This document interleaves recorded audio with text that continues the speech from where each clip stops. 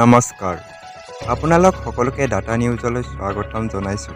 আজিৰ দিনটোৰ গুৰুত্বপূৰ্ণ বাতৰিবোৰ লৈ আহিছোঁ। অসমৰ লগতে ভাৰতৰ বিভিন্ন প্ৰান্তৰ পৰা এনেধৰণৰ খবৰবোৰ চাবৰ কাৰণে আমাৰ চেনেলটো ছাবস্ক্ৰাইব কৰি এটা লাইক কৰি দিব।